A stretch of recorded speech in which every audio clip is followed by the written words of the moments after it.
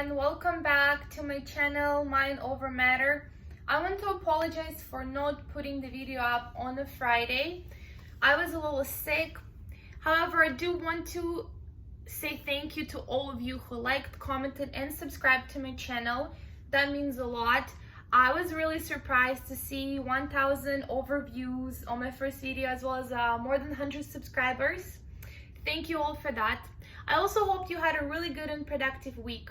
For those of you who did watch my first video until the end, I gave you some homework to do, and that was to be as positive as possible throughout the whole week. If you did follow that, please comment down below. I do want to know how it went for you. Did you struggle, or it went pretty well? Like, was it actually a different week from the rest of the weeks of your life, or anything you want to share? That'd be great. Today's topic will be about conscious and subconscious mind, but in more details, and it will be called X and Y factor. So belief is only necessary when the knowledge is absent. Knowledge leaves no room for skepticism, worry, and anxiety or doubt. When I think about that, I'm thinking about Albert Einstein. Albert Einstein invented the law of relativity. He knew it exists. However, it took him up to 10 years to actually find it. For him, it was not the matter of knowing, not the matter of belief, but it was actually the matter of time to discover it. So everything takes time. The other example is Thomas Edison. Thomas Edison is the person who invented a light bulb. For those of you who don't know him, please Google him. Otherwise, we would be rubbing rocks to get some sparks, if not for him, or walking around with the candle. That was a great invention. He actually tried more than 1,000 times to get to the light bulb. I'm sure all of you know. And during one of his interviews, he was asked how come he was able to pursue it even though he failed 1,000 times. And his answer was amazing. He said, I did not actually fail 1,000 times. It actually took me 1,000 steps to get to that light bulb. And it goes back to my favorite quote by Steve Jobs, where he's saying, you gotta believe that the dots will connect forward. They will never be able to connect backwards. So you gotta believe that somehow the dots will connect and lead you to your end result. Whereas skepticism, doubt, and worry will try to come in, and that's what I call an X factor. So an X factor is your paradigm. It's your habit that lies deep in your subconscious mind, as I mentioned it in my first video. So some paradigms are easy to break than others. Some are cultural, and some are family paradigms that can be called a genetic factor, right? So there's two different kind of habits. So the habit of, let's just say, getting up in the morning, or a habit of smoking that's probably harder to quit rather than making yourself get up earlier, right? So that involves not only your thought, but your body changing, right? Your chemistry of your body. So that you got to deal with more than one thing here. Obviously it's harder. Or alcohol, that could be a good genetic factor, because some people are more able to get used to drinking and get that bad habit rather than others because of their family history. However, we are all able to change those habits. They are easy to reprogram and are easy to change and replace if you do really want to do that. So your X factor is this paradigm that doesn't like changes. It only likes comfort. And for the most part, we don't even know that that X factor, that paradigm exists until we actually try to change it, until we actually try to think something new, something opposite from that paradigm.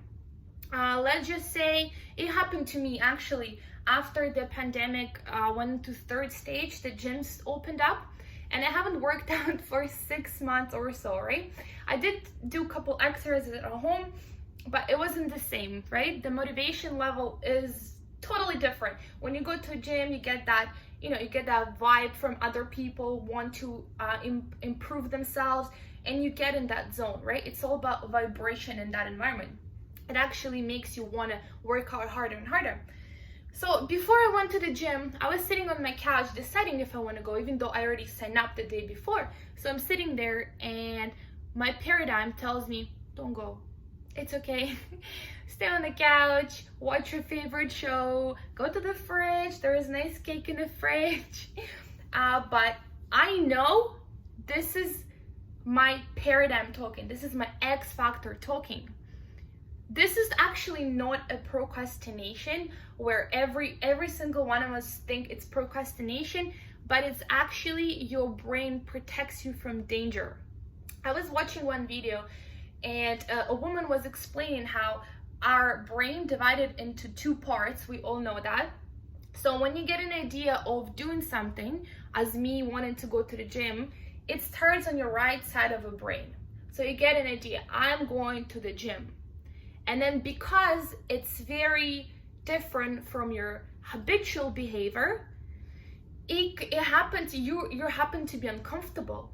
So it gets to your left side of the brain. And your left side of the brain actually determines what action is going to take, which happens right in the middle. So what happens is this: when you think you do want to go to the gym, it gets right to the left side of your brain and there's excuses happening.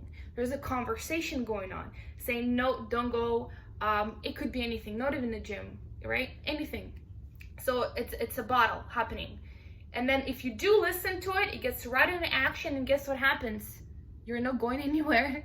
You're standing on that couch and you're going to grab that cake, and you are not going to the gym today. There is a method that I do want to share with you, how to help to prevent that X factor attacking. So the method is this: as soon as you get a thought of doing something productive, you count from 5 down to 1. You go 5, 4, 3, 2, 1. So what happens is this: when you do that countdown from 5 to 1, you skip that bottle on the left side of your brain that actually is a protector for you not to get into danger, but our brain doesn't know the difference between you being uncomfortable at the gym or you being uncomfortable down the alley and somebody's trying to rob you, right? I'm not sure how to explain that, but that's actually true. It's there to protect us. So it's not really a procrastination. So you replace that safe mode of yours by 5, 4, 3, 2, 1, and then it gets right into action. So as soon as you count down from 5, 4, 3, 2, 1, get up, go to your wardrobe, put on the pants, put on the gym shoes, and go. Don't think twice. Even if you do get the same thing right at the door, go again. 5, 4, 3, 2, 1, and leave. The reason why it works down way rather than counting up is because when you go 1, 2, 3, 4, 5, 6, there's like endless amount of numbers. So your mind isn't prepared. But we know if it's like 5, 4, 3, 2, 1, something's supposed to happen. So that's how it works. So your X is the paradigm. It doesn't want to change. It's so stubborn. It's not going to help you at all. It's a bad guy. On the other side, so pretend like there is an X factor standing with their arm crossed like this, and there is a Y knocking on the door. The Y is your new idea. It could be the healthiest, most amazing idea of your life that could change the entire world for you. But your X is not opening the door. It pretends like it doesn't even hear it. Why is that? That's because we all like to be in a routine. As well, as much as you might think that you don't and you like the new excitement and whatnot, we're all made of paradigm. We're all made of habits. That what makes us comfortable. As again, we like the comfort. That's why you hear people say, get out of the comfort zone. Okay, that's exactly what I'm trying to say. So your X is your comfort. but it's a habit. It's a fixed idea in your head. What you gotta do, the 5, 4, 3, 2, 1 method is really good. However, it's one of the methods. The biggest one is to feed your why factor. So what you gotta do is you gotta actually get emotionally involved with, let's say I do want to go to the gym, right? So for some reason I'm lazy and I can't go because of the X factor. I want to actually think of how I'm going to look, how I'm going to feel after the gym, how I'm going to feel down the road after 2 months, 3 months working out, right? What kind of clothes am I going to wear? You also have to think about why your why or that idea is even there. You know you deserve this. For some reason, you know you have to have that something that's your why, but we always pause it because of this X. This X never lets us get to where we want.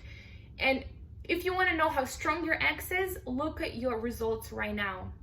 Because as I mentioned in my first video, you get the thought going through your conscious, subconscious mind, then you accept it, then you get emotionally involved with that idea, and then you act, and then you get the results. So if your results in look at all the fields of your life. If you get the same results in every field of your life, you better know that you haven't done anything different. And your X is super strong in those fields. And we all like the status quo. We all love that. Oh, I hate this job, at least I get good benefits, you know. Oh, my relationship are always the same, not exciting. But that's how it's supposed to be, because if you're together for 10, 15 years with your spouse, it's meant to be not exciting anymore. But it's all wrong. It doesn't have to be like that. Look at all these people on the street. Look at them. 90% of them are not happy. 90% of them are broke. Don't ever compare yourself to them. Ever. They are unhappy creatures. You shouldn't act as a status quo. You should actually change it. You should try to break that X factor no matter what. And the way you do that is by feeding the why as much as possible. So for today, I want to give you some homework for a week. Find something that you really wanted to do for a long time. It can be running, starting an exercise program that you finally want to commit to, or reading that book. I give you an example. A month ago, I started playing a guitar. It's not expensive. I actually borrowed a guitar from my friend.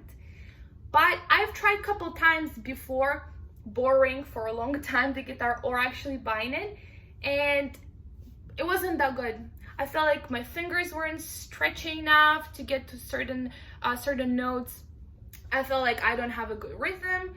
And then, have you wondered who's actually talking to you in your head when that happens? Like, you're carrying this mental conversation with yourself, right? Like evil and good.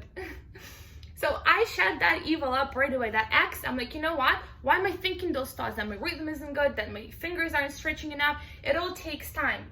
All takes time. So I borrow the guitar and I start playing. As soon as I get that X happening, when I do want to play guitar, sing, you're never going to be good. I say 5, 4, 3, 2, 1 and grab the guitar and I start to learn.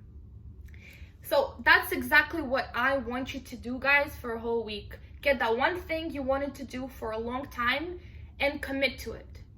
It doesn't have to be something big. If it is big, it's amazing. But you got to realize that your X will be stubborn.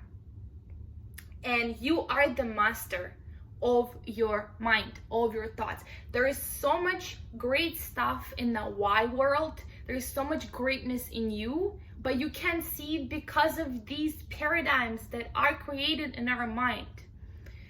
Get that thing you did want to do for a long time and commit to it. If it's a run, as I said, don't go too hard. Don't go 30 minutes for a run, go for 10 minutes, but do it. Do it for a whole week and see what happens. I thank you all for watching this, and I will see you next Friday. Bye-bye.